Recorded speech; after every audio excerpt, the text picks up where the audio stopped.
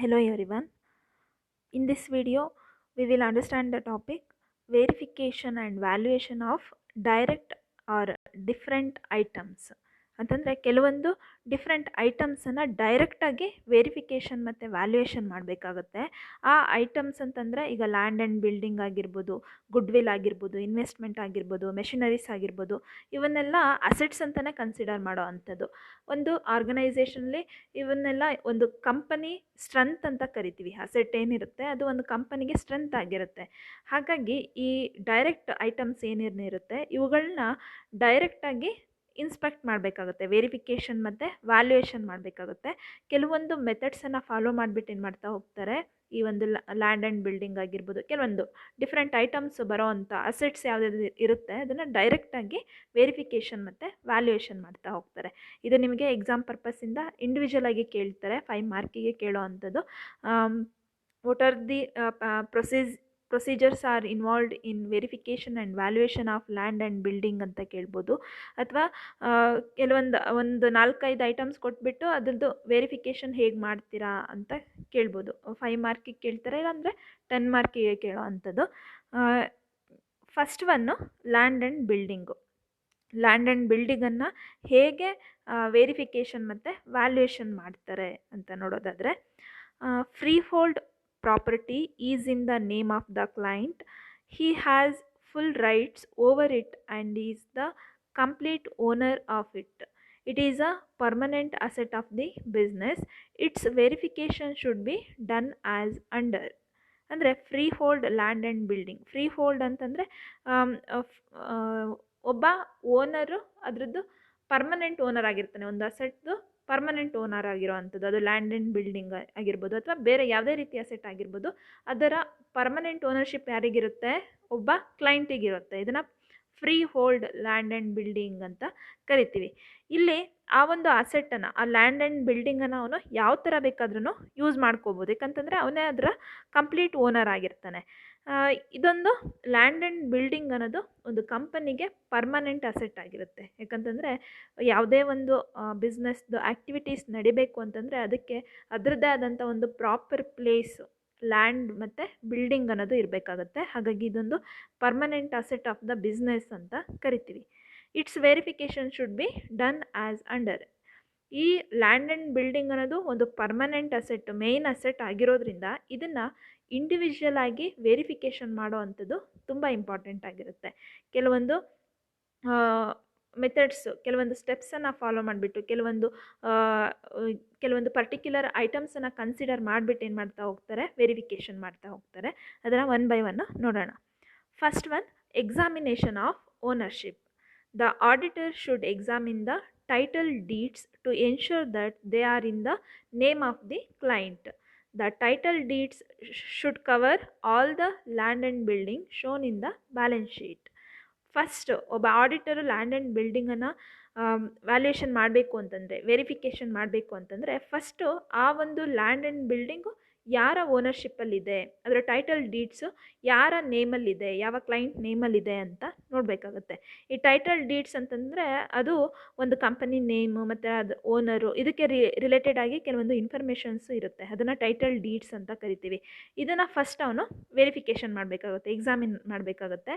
ಮತ್ತು ಆ ಟೈಟಲ್ ಡೀಡ್ಸಲ್ಲಿ ಇರುವಂತಹ ಇನ್ಫಾರ್ಮೇಷನ್ ಏನಿರುತ್ತೆ, ಲ್ಯಾಂಡ್ ಆ್ಯಂಡ್ ಬಿಲ್ಡಿಂಗಿಗೆ ರಿಲೇಟೆಡ್ ಆಗಿ ಇರುವಂಥ ಇನ್ಫಾರ್ಮೇಷನ್, ಅದರ ವ್ಯಾಲ್ಯೂ ಆಗಿರ್ಬೋದು, ಡಿಪ್ರಿಸಿಯೇಷನ್ ವ್ಯಾಲ್ಯೂ ಆಗಿರ್ಬೋದು ಅಥವಾ ಅಪ್ರಿಸಿಯೇಷನ್ ವ್ಯಾಲ್ಯೂಸ್ ಆಗಿರ್ಬೋದು, ಮತ್ತು ಅದರ ಫೇಸ್ ವ್ಯಾಲ್ಯೂ, ಪರ್ಚೇಸ್ ಮಾಡಿದಾಗ ಎಷ್ಟು ವ್ಯಾಲ್ಯೂ ಇತ್ತು, ಮತ್ತು ಈಗ ಸೇಲ್ ಮಾಡೋದಾದರೆ ಪ್ರೆಸೆಂಟ್ ವ್ಯಾಲ್ಯೂ ಎಷ್ಟಿದೆ, ಅದಕ್ಕೆ ರಿಲೇಟೆಡ್ ಆಗಿ ಎಲ್ಲ ಇನ್ಫಾರ್ಮೇಷನ್ಸು ಟೈಟಲ್ ಡೀಡ್ಸಲ್ಲಿ ಇರುತ್ತೆ.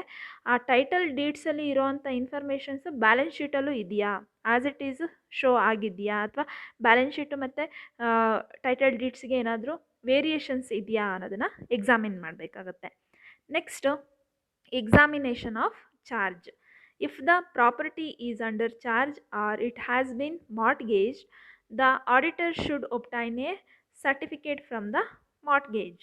ಅಂತಂದರೆ ಈ ಒಂದು property land and building under ಚಾರ್ಜಲ್ಲಿದೆಯಾ ಅಥವಾ ಮಾರ್ಟ್ಗೇಜ್ ಆಗಿದೆಯಾ ಅಂತಂದರೆ, ಈಗ ಅಡಮಾನ ಅಂತೆಲ್ಲ ಇಟ್ಕೊಳ್ತಾರೆ, ಅಡವು ಇಟ್ಕೊಂಡಿರೋ ಅಂಥದ್ದು, ಬೇರೆಯವ್ರ ಆಸ್ತಿನ ಇವರು ತಗೊಂಡಿದ್ದಾರಾ ಅಥವಾ ಇವರ ಹೆಸರಲ್ಲೇ ಇದೆಯಾ, ಇವರ ಅಂಡರ್ ಚಾರ್ಜಲ್ಲೇ ಇದೆಯಾ ಅಂತ ಎಕ್ಸಾಮಿನ್ ಮಾಡಬೇಕಾಗುತ್ತೆ. ಮತ್ತು ಇನ್ ಕೇಸ್ ಏನಾದರೂ ಮಾರ್ಟ್ಗೇಜ್ ಆಗಿತ್ತು ಅಂತಂದರೆ ಅದಕ್ಕೆ ರಿಲೇಟೆಡ್ ಆಗಿ ಸರ್ಟಿಫಿಕೇಟನ್ನು ಅವರು ಕಲೆಕ್ಟ್ ಮಾಡಿಬಿಟ್ಟು ಎಕ್ಸಾಮಿನ್ ಮಾಡಬೇಕಾಗುತ್ತೆ.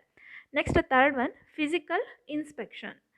The auditor should physically examine the property to see if it really exists and for what purpose it is being used.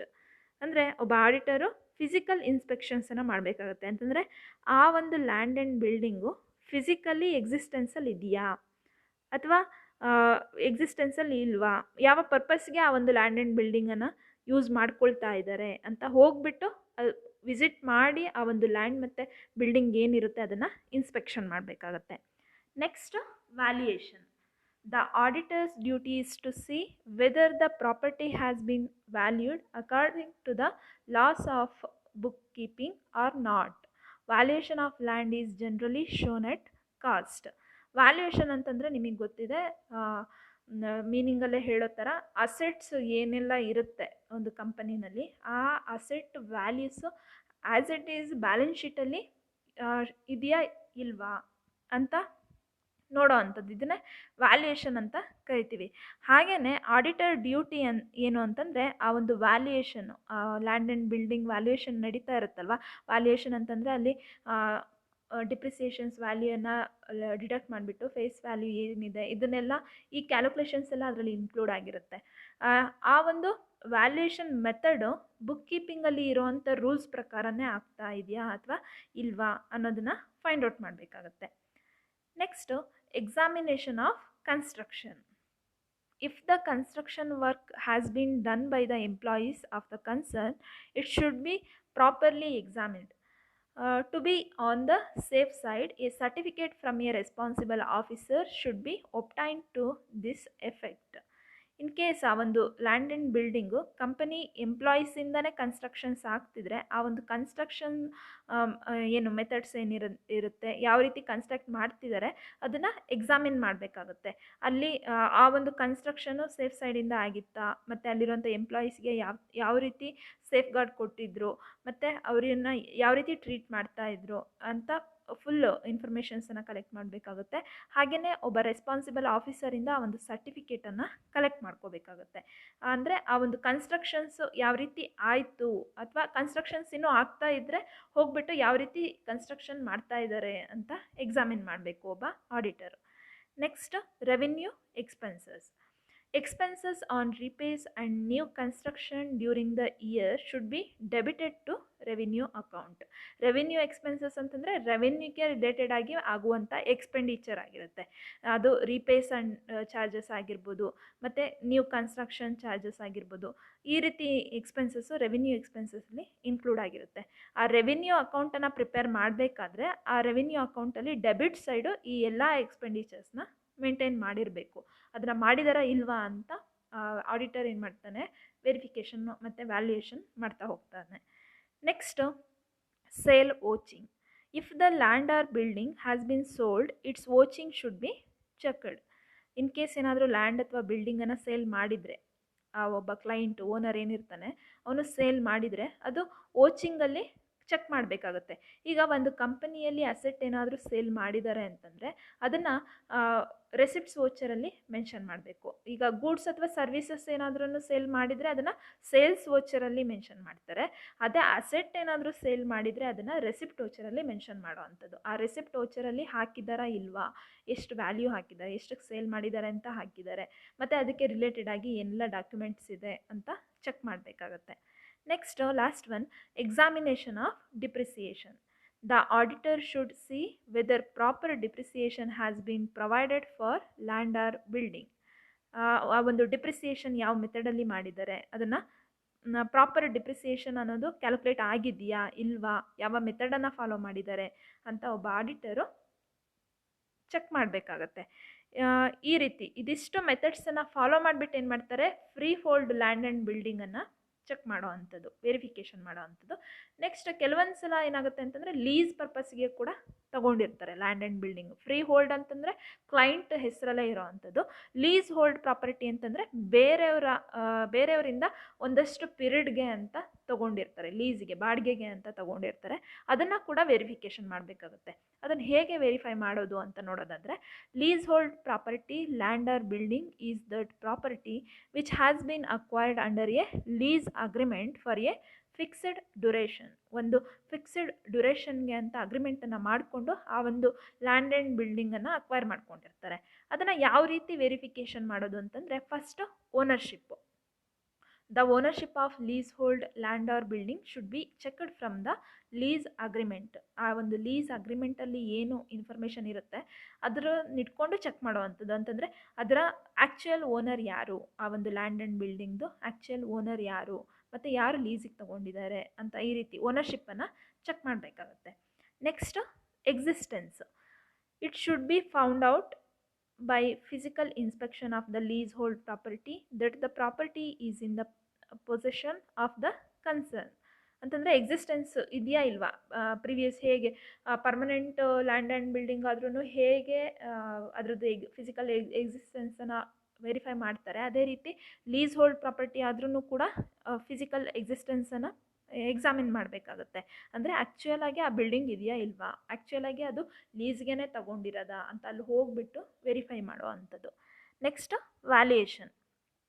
While valuing leasehold property, the auditor should note that the value of the property depreciates gradually. Valuation should be done at book value less depreciation, which should be sufficient to write it off completely during the period of lease. Valuation ಮಾಡಬೇಕಾಗುತ್ತೆ. ಅಂತಂದರೆ ಆ ಒಂದು leasehold property face value ಏನಿದೆ ಮತ್ತು ಅದ್ರ year to year ಎಷ್ಟು depreciate ಆಗುತ್ತೆ ಅದನ್ನು ಕ್ಯಾಲ್ಕುಲೇಷನ್ಸ್ ಮಾಡಬೇಕಾಗುತ್ತೆ. ಫೇಸ್ ವ್ಯಾಲ್ಯೂಯಿಂದ ಡಿಪ್ರಿಸಿಯೇಷನ್ ವ್ಯಾಲ್ಯೂನ ಡಿಡಕ್ಟ್ ಮಾಡಿಬಿಟ್ಟು ಆ್ಯಕ್ಚುಯಲ್ ವ್ಯಾಲ್ಯೂ ಎಷ್ಟಿದೆ ಅಂತ ಎಕ್ಸಾಮಿನ್ ಮಾಡಬೇಕಾಗುತ್ತೆ. Next, revenue expenses. The auditor should see that revenue expenses like annual rent, insurance expenses, etc. should be shown in profit and loss account. Profit and loss ಅಕೌಂಟಲ್ಲಿ ಆ ಒಂದು revenue ಎಕ್ಸ್ಪೆಂಡಿಚರ್ಸು, ಆ ಒಂದು leasehold property ಏನಿರುತ್ತೆ land R building, ಅದಕ್ಕೆ related ಆಗಿ ಏನಾದರೂ expenditures ಮಾಡಿದರೆ, ಅಂದರೆ ಈಗ ಆ್ಯನ್ಯುವಲ್ ರೆಂಟ್ ಆಗಿರ್ಬೋದು ಅಥವಾ ಆ ಒಂದು ಬಿಲ್ಡಿಂಗಿಗೆ ಇನ್ಶೂರೆನ್ಸ್ ಮಾಡಿದರೆ ಆ ಎಕ್ಸ್ಪೆಂಡಿಚರ್ಸ್ ಆಗಿರ್ಬೋದು, ಈ ರೀತಿ ಎಕ್ಸ್ಪೆಂಡಿಚರ್ಸ್ನ ಪ್ರಾಫಿಟ್ ಆ್ಯಂಡ್ ಲಾಸ್ ಅಕೌಂಟಲ್ಲಿ ಅವರು ಶೋನ್ ಮಾಡಿರಬೇಕು ಅಥವಾ ಮಾಡಿದಾರಾ ಇಲ್ವಾ ಅಂತ ಚೆಕ್ ಮಾಡಬೇಕಾಗುತ್ತೆ. ಈ ರೀತಿಯಾಗಿ ಲೀಸ್ ಹೋಲ್ಡ್ ಪ್ರಾಪರ್ಟಿನೂ ಕೂಡ ಈ ಒಂದು ಮೆಥಡ್ಸನ್ನು ಫಾಲೋ ಮಾಡ್ತಾ ಏನು ಮಾಡ್ತಾರೆ, ವೆರಿಫಿಕೇಷನ್ ಮಾಡುವಂಥದ್ದು. ಹೀಗೆ ಲ್ಯಾಂಡ್ ಆ್ಯಂಡ್ ಬಿಲ್ಡಿಂಗನ್ನು 2 ಮೆಥಡ್ಸಲ್ಲಿ, free hold land and building ಆಗಿರ್ಬೋದು ಅಥವಾ ಲೀಸ್ ಪ್ರಾಪರ್ಟಿ ಆಗಿರ್ಬೋದು, ಅವೆರಡನ್ನ ಕೂಡ ಒಬ್ಬ ಆಡಿಟರು ಎಕ್ಸಾಮಿನ್ ಮಾಡಿಬಿಟ್ಟು ಅದ್ರನ್ನ ಯಾವ ರೀತಿ ಆ ಒಂದು ಲ್ಯಾಂಡ್ ಆ್ಯಂಡ್ ಬಿಲ್ಡಿಂಗು ಎಕ್ಸಿಸ್ಟೆನ್ಸಲ್ಲಿ ಇದೆಯಾ ಇಲ್ವಾ, ಅದ್ರದ್ದು ಆ್ಯಕ್ಚುಯಲ್ ವ್ಯಾಲ್ಯೂಸನ್ನು ಎಂಟರ್ ಮಾಡಿದಾರಾ ಇಲ್ವಾ, ಬ್ಯಾಲೆನ್ಸ್ ಶೀಟಲ್ಲಿ ಅದ್ರ ವ್ಯಾಲ್ಯೂ ಕರೆಕ್ಟಾಗಿ ಇದೆಯಾ ಇಲ್ವಾ ಅಂತ ಏನು ಮಾಡ್ತಾರೆ, ವೆರಿಫಿಕೇಷನ್ ಮತ್ತು ವ್ಯಾಲ್ಯೂಯೇಷನ್ ಮಾಡೋ ಅಂಥದ್ದು. ಇದಿಷ್ಟು 5 ಅಥವಾ 10 ಮಾರ್ಕಿಗೆ ಕೇಳ್ತಾರೆ, ಆಗ ಈ ಮೆಥಡ್ಸ್ ಬರೀರಿ. 10 ಮಾರ್ಕಿಗೆ ಕೇಳಿದ್ರೆ ಇಲ್ಲಿ ಇರೋವಂಥ ಅಷ್ಟು ಇನ್ಫಾರ್ಮೇಷನ್ ಹಾಕಬೇಕಾಗುತ್ತೆ. 5 ಮಾರ್ಕಿಗೆ ಕೇಳಿದ್ರೆ ನೀವು ಜಸ್ಟ್ ಈ ಪಾಯಿಂಟ್ಸ್ ಮೆನ್ಷನ್ ಮಾಡಿಬಿಟ್ಟು 1 to 2 ಲೈನಲ್ಲಿ ಎಕ್ಸ್ಪ್ಲೈನ್ ಮಾಡಿದ್ರೆ ಸಾಕು. ಓಕೆ, ಇದಿಷ್ಟು ಇವತ್ತಿನ ಕಾನ್ಸೆಪ್ಟು. Thank you all.